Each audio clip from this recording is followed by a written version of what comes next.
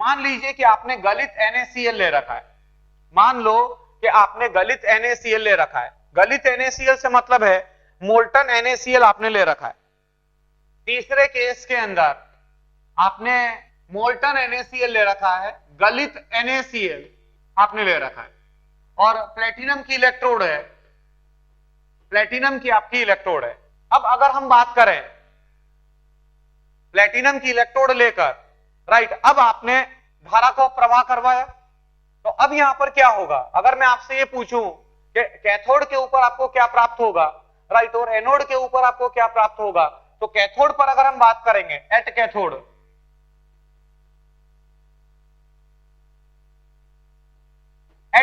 अगर हम बात करें, तो जो सोडियम आयन है वह सोडियम आयन का अपचयन होगा, Na positive plus E negative giving Na,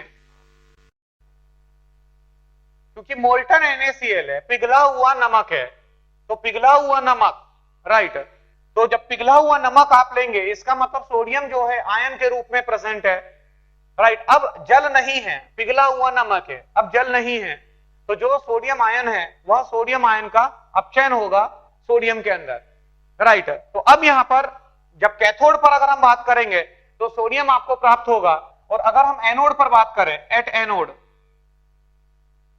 अगर हम एनोड पर बात करें तो twice of Cl negative giving Cl2 plus 2E negative, ये आपकी अभिक्रिया होगी। एनोड के ऊपर आपको क्लोरीन गैस के रूप में प्राप्त होगी, क्लोरीन आपको गैस के रूप में प्राप्त होगी। At anode twice of Cl negative giving Cl2 plus 2E negative, ये हमारी अभिक्रिया हो जाएगी एनोड पर, राइट। ये बच्चों आपका तीसरा केस हो चुका है। अब चौथे केस पर हम जा रहे हैं। मान लीजिए कि आपने जलीय सोडियम सल्फेट का विलयन ले रखा है, चौथा केस है हमारा। चौथे केस में आपने एक्वस सोडियम सल्फेट का विलयन लिया, प्लेटिनम इलेक्ट्रोड का आपने इस्तेमाल किया, प्लेटिनम इलेक्ट्रोड लेकर आपने एक्वस सोडियम सल्फेट का विद्युत अपघटन परफॉर्म किया। तो जिस समय आप विद्युत अपघटन करेंगे, राइट, एक्वस सोडियम सल्फेट लेकर, तो सबसे पहले तो मैं संभावित अभिक्रियाओं की बात करूं, तो जो संभावित अभिक्रियाएं हैं कैथोड पर, कैथोड के ऊपर सोडियम का आयन है तो उसका अपचयन हो सकता है Na positive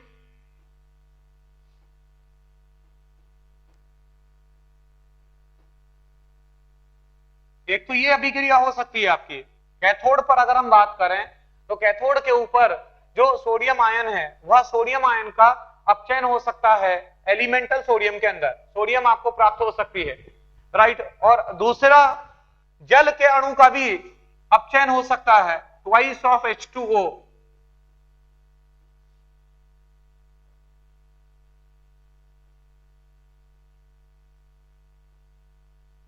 twice of H2O plus 2E negative giving H2 plus twice of OH negative, right. ये दो अभिक्रियाएं संभावित है।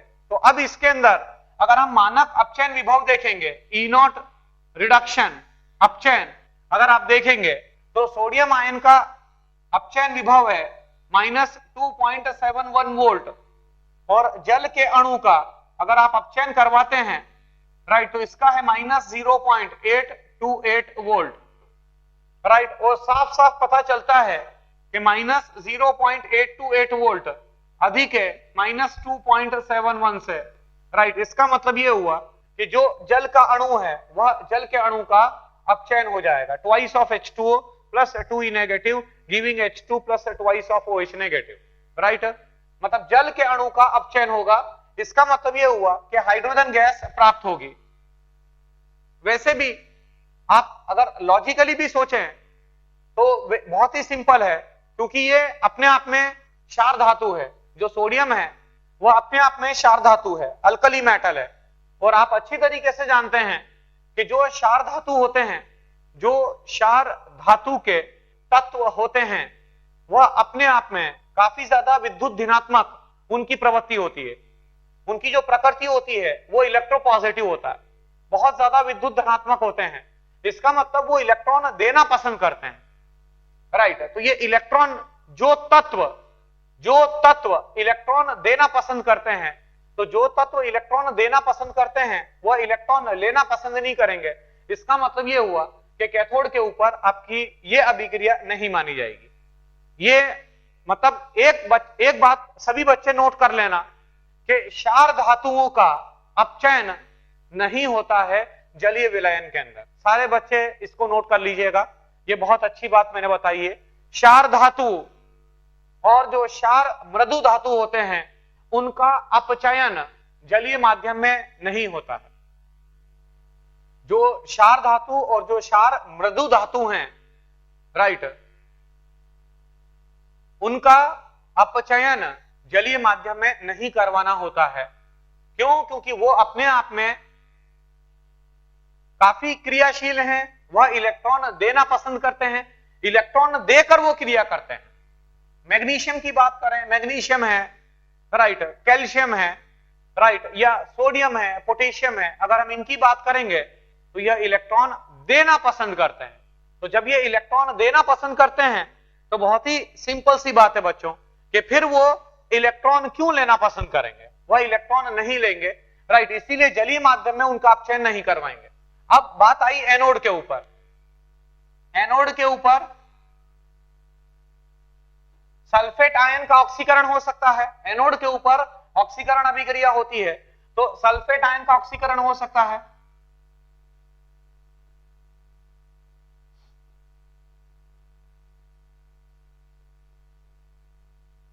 राइट, और एक जल के अणु का भी ऑक्सीकरण हो सकता है।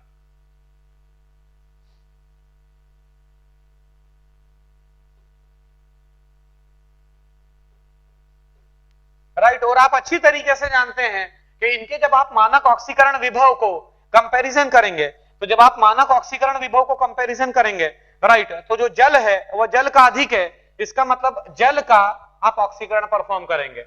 इसका मतलब यह हुआ कि जिस समय आप जलीय सोडियम सल्फेट के विलयन को प्लेटिनम इलेक्ट्रोड लेकर, प्लेटिनम जो अपने आप में इनर्ट माना जाता है, जो अपने आप में अक्रियाशील है, जो अपने आप में अक्रिय धातु एक तरीके से माना जाता है, राइट, तो जब आप प्लेटिनम की इलेक्ट्रोड लेकर जब आप विद्युत अपघटन करेंगे, राइट, इलेक्ट्रोलिसिस परफॉर्म करेंगे, तो जल के अणु का ही अपचयन होगा और जल के अणु का ही ऑक्सीकरण होगा।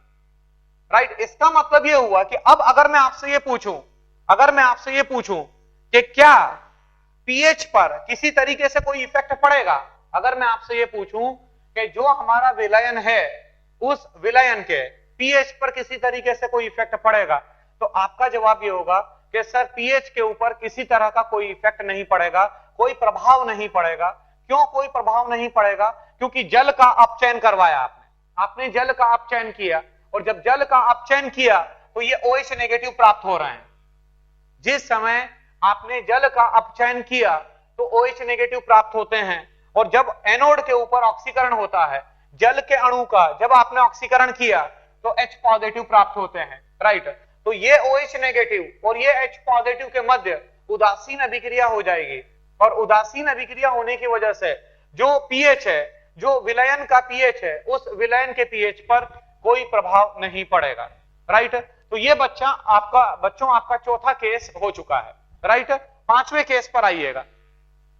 पांचवा केस में ले रहा हूं। अब ये चार देने के बाद अब मैं आपको अभिक्रियाएं नहीं बता रहा हूं, मैं डायरेक्ट केसेस ले रहा हूं। मान लीजिए कि हमारे पास ये पांचवा केस, मान लो हमारे पास एक्वस सिल्वर नाइट्रेट का विलयन है और प्लेटिनम की इलेक्ट्रोड लेकर आप अभिक्रिया करवाते हैं। तो अब यहां पर क्या सोचेंगे आप? अगेन अगर हम पहले कैथोड पर बात करें तो कैथोड के ऊपर अब कौन सी अभिक्रिया होगी वो डायरेक्टली मैं आपको बता रहा हूं। सारे बच्चे इस बात को ध्यान में रखेंगे कि सिल्वर आयन का जो मानक अपचयन विभव है वह बहुत अधिक होता है, वह प्लस 0.80 होता है। जो सिल्वर आयन है, राइट, उस सिल्वर आयन का जो मानक अपचयन विभव है वह मानक अपचयन विभव काफी अधिक होता है, प्लस 0.80 होता है। इसीलिए कैथोड पर जो अभिक्रिया होगी वह है Ag पॉजिटिव,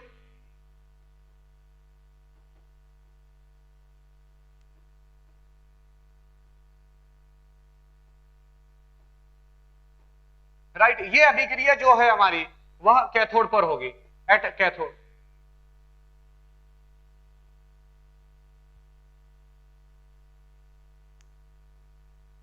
राइट, ये अभिक्रिया हमारी कैथोड पर होगी, Ag positive aqueous plus E negative giving Ag solid. ये अभिक्रिया हमारी कैथोड के ऊपर होगी, राइट। अब अगर हम एनोड पर बात करें, राइट, मतलब जल का अपचयन नहीं करवाएंगे।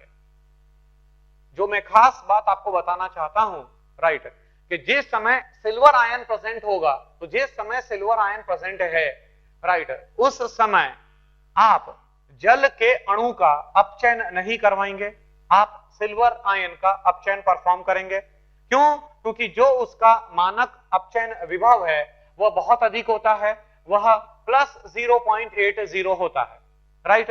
अब एनोड पर अगर हम बात करें तो सारे बच्चे अगेन एक बात को ध्यान में रखेंगे कि नाइट्रेट आयन का जलीय माध्यम में नाइट्रेट आयन का ऑक्सीकरण नहीं होगा, जलीय माध्यम में नाइट्रेट आयन का ऑक्सीकरण नहीं होगा। जलीय माध्यम के अंदर आप अगर नाइट्रेट आयन प्रेजेंट है और अगर हम ऑक्सीकरण की बात करेंगे तो फिर जल के अणु का ऑक्सीकरण करेंगे आप, राइट। मतलब एनोड पर अगर हम बात करें,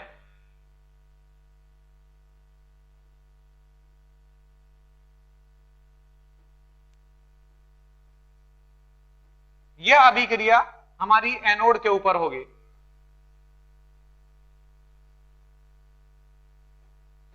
यह अभिक्रिया हमारी एनोड के ऊपर होगी। H2O giving twice of H positive plus half of NO2, half of O2 plus 2E negative। Check करिएगा अभिक्रिया संतुलित है, राइट। जो ऑक्साइड आयन है वह ऑक्साइड आयन इलेक्ट्रॉन को दे रहा है, जो O2 नेगेटिव है यहां पर ऑक्साइड, जो O2 नेगेटिव है वह O2 negative O plus 2 electron देता है, राइट। ये 2 इलेक्ट्रॉन दिए गए,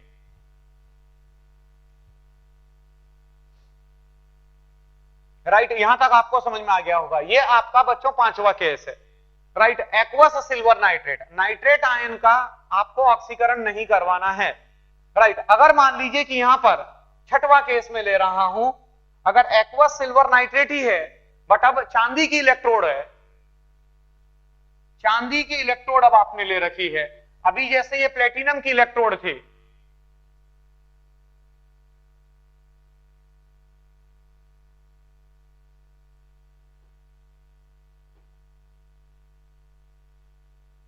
राइट। अब चांदी की इलेक्ट्रोड लेकर हमने विद्युत अपघटन इलेक्ट्रोलिसिस परफॉर्म किया, राइट। तो अब यहां पर अगर हम कैथोड पर बात करेंगे, एट कैथोड,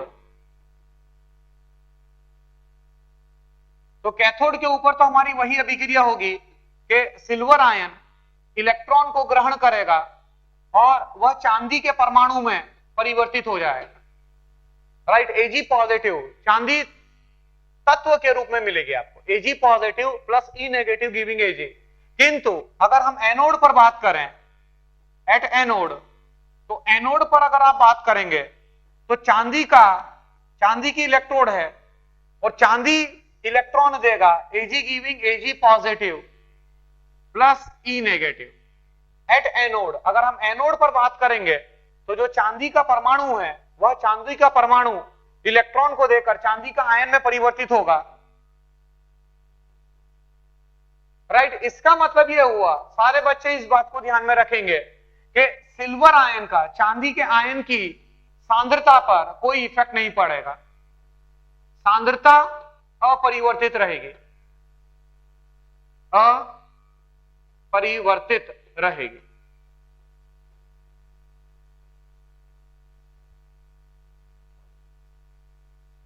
राइट। जो सिल्वर आयन की सांद्रता है वह सिल्वर आयन की सांद्रता में किसी तरह का कोई परिवर्तन नहीं आएगा। क्यों? क्योंकि कैथोड पर अगर हम बात करें तो कैथोड पर चांदी के आयन का अपचयन हो रहा है और एनोड पर अगर हम बात करें तो चांदी के आयन का निर्माण हो रहा है, उसका बनना हो रहा है, उसका विरचन हो रहा है, राइट, उसका फॉर्मेशन होता है। इसका मतलब यह हुआ कि चांदी के आयन की सांद्रता में कोई परिवर्तन नहीं आएगा। राइट, मतलब जो सांद्रता है वह सांद्रता अपरिवर्तित रहेगी। राइट, ये बच्चों आपका छठवां केस हो चुका है। राइट, अगर मान लीजिए कि मैं आपसे सवाल करूं, चलिए अब मैं क्वेश्चन आपको दे रहा हूं, जल्दी से क्वेश्चन को नोट करें। क्वेश्चन है सिल्वर नाइट्रेट के जलीय विलयन, सिल्वर नाइट्रेट के जलीय विलयन का प्लेटिनम इलेक्ट्रोड लेकर विद्युत अपघटन कराने के पश्चात एनोड व कैथोड पर जो अभिक्रियाएं होगी उनको दर्शाएं।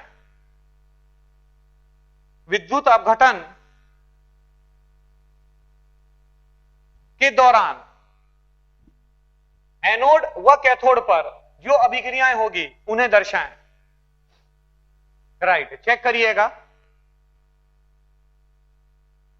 जो होगी सोडियम नाइट्रेट जलीय, तो अगर हम कैथोड पर बात करें तो मैंने अब यह भी बताया था कि यदि क्षार धातु के आयन जलीय विलयन में उपस्थित होते हैं, क्षार धातु के आयन यदि जलीय विलयन में उपस्थित होते हैं तब उसका अपचयन नहीं करवाना होता है। ये सभी बच्चों ने इसको नोट भी किया होगा, सभी बच्चों ने ये नोट डाउन भी किया होगा। राइट, इसका मतलब ये हुआ कि आप सोडियम आयन का अपचयन नहीं करवाएंगे। राइट, आप जल के अणु का अपचयन करेंगे, twice of H2O plus 2E negative giving H2 plus twice of OH negative. Right, उसी तरीके से अगर हम एनोड पर बात करें तो नाइट्रेट आयन का ऑक्सीकरण नहीं करवाएंगे। एनोड पर अगर हम बात करें तो अगेन जल के अणु का एट एनोड, जल के अणु का ऑक्सीकरण होगा H2O giving twice of H positive plus half of O2 plus 2E negative. Right, इसका मतलब जल का ही ऑक्सीकरण हुआ और जल का ही अपचयन हुआ, जल के अणु का ही अपचयन हुआ और जल के अणु का ही ऑक्सीकरण आपने परफॉर्म किया। राइट, अब अगला केस में ले रहा हूं। राइट, नेक्स्ट केस हम ले रहे हैं, it is aqueous NaCl। Right, मान लीजिए कि जलीय NaCl है हमारे पास और प्लेटिनम की इलेक्ट्रोड लेकर, ये बहुत इंपॉर्टेंट केस है, ये बहुत इंपॉर्टेंट केस है। मान लीजिए कि आपने एक्वस NaCl लेकर, राइट, अब आपने प्लेटिनम इलेक्ट्रोड, अब आपने विद्युत धारा को पास करवाया, तो सबसे पहले कैथोड पर संभावित अभिक्रियाएं,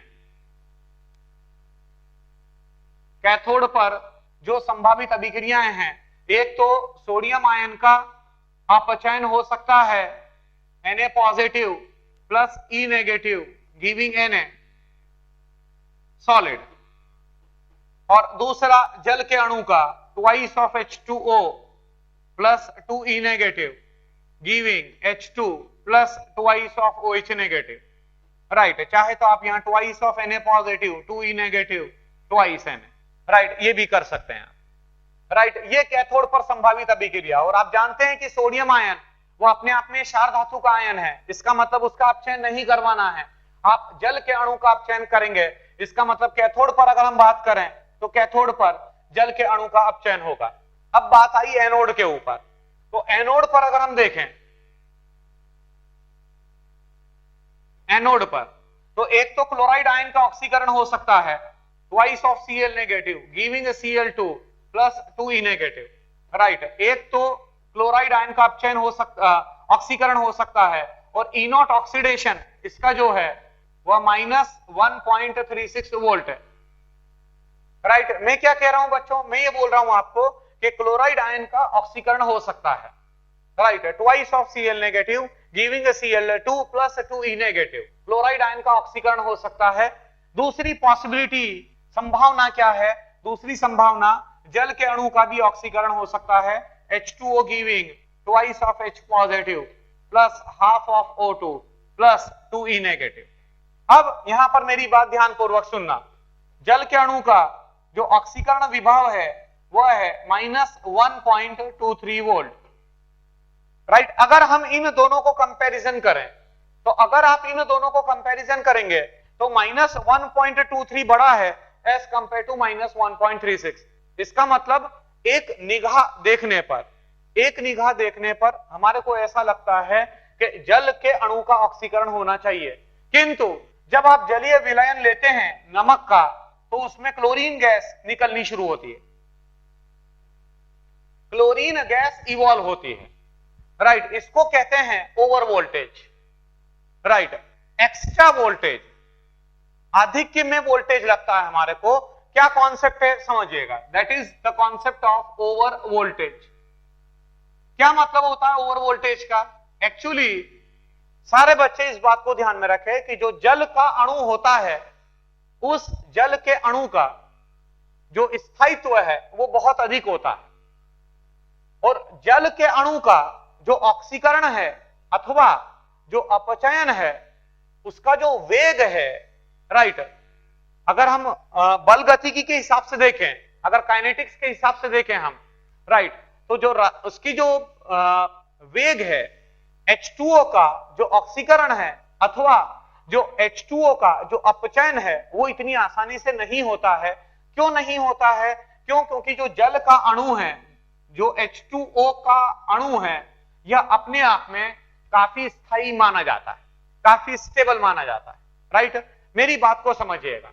तो अब आप बोलेंगे कि सर अभी तक तो आप ऑक्सीकरण करवा रहे थे, H2O का आप ऑक्सीकरण करवा रहे थे, आप H2O का अपचयन भी करवा रहे थे, उसमें क्या था? वहां जहां पर भी हम ऐसा कर रहे थे वहां पर जो उनके मानक विभव थे उनमें काफी अधिक अंतर था।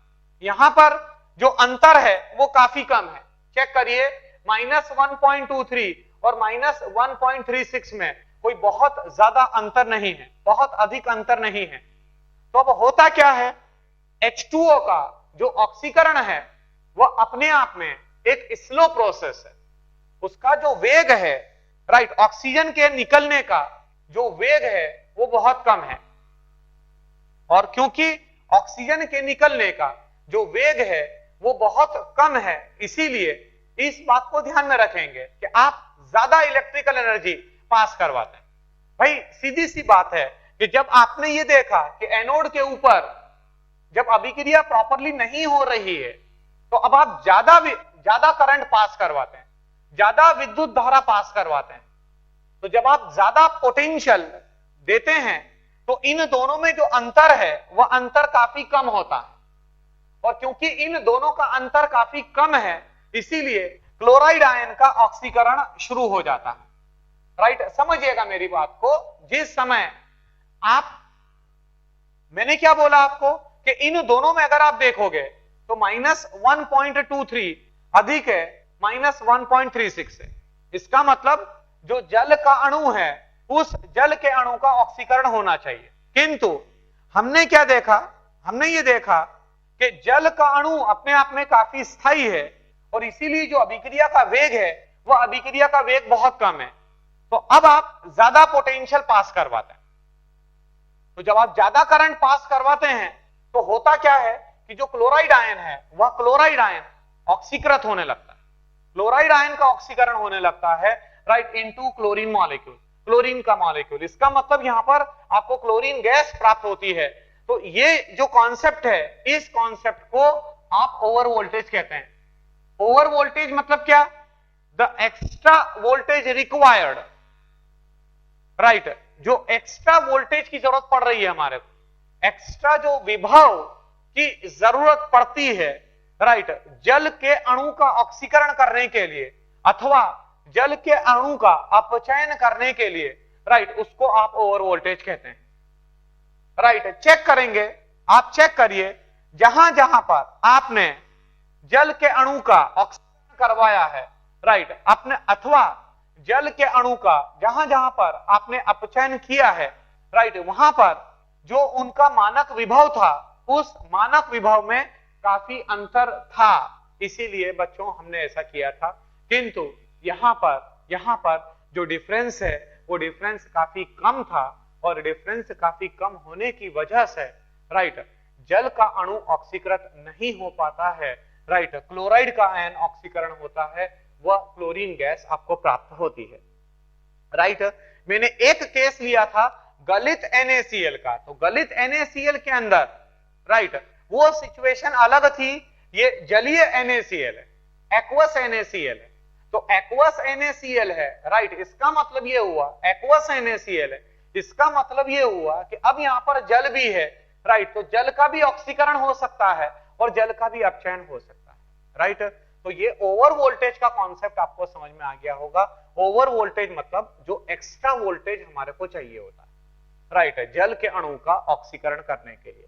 तो यहां पर जैसे ही आप पोटेंशियल को बढ़ाते हैं राइट, ज्यादा इलेक्ट्रिकल एनर्जी जब आप पास करवाते हैं राइट, तो ऑब्वियस सी बात है कि क्लोराइड आयन का ऑक्सीकरण शुरू हो जाता है राइट।